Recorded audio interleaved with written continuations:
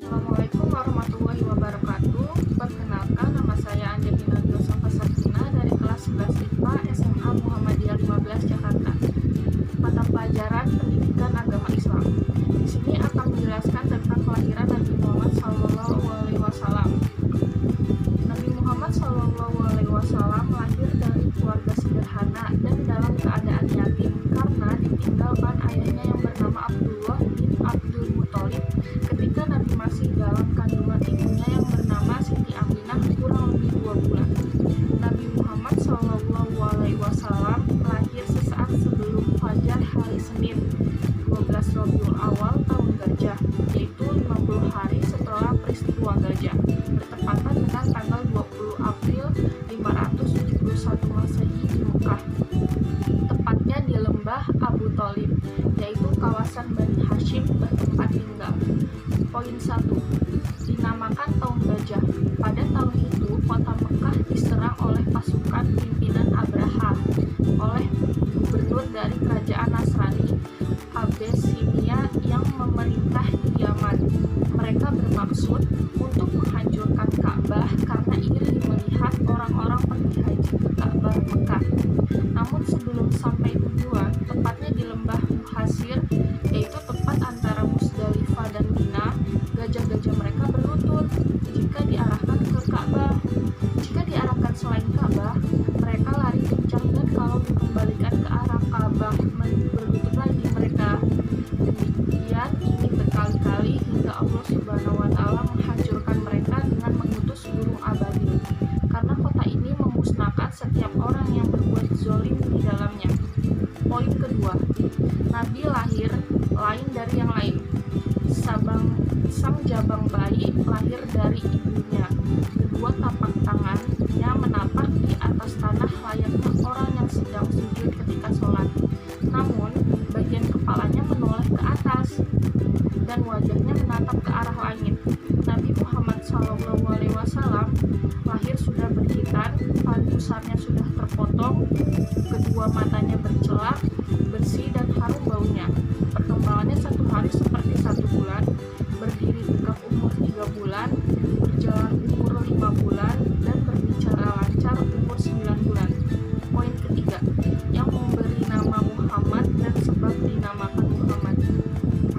Yang memberi nama Muhammad adalah kakeknya yang bernama Abdul Muthalib atas dasar ilham dari Allah Subhanahu wa Ta'ala pada hari ke-7 kelahirannya.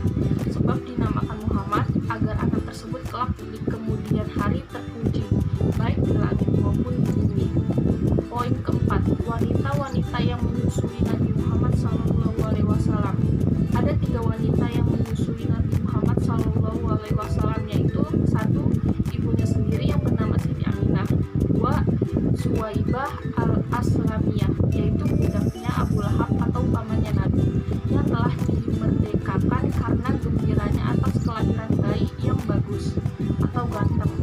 3. Halimah Sa'diyah. Semula Halimah tidak mau, dan semua wanita yang bekerja menyusui pada waktu itu tidak mau, karena Muhammad adalah bayi yatim dan dari keluarga sederhana. Dia mau karena tidak ada bayi yang lain atau terpaksa.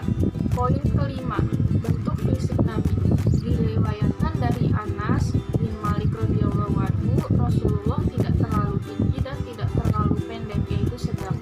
Tidak putih ambak atau sangat putih tanpa tercampur warna merah, tidak adam atau sangat coklat, tidak jantan atau tidak berambut keriting, dan tidak sabit atau berambut lurus.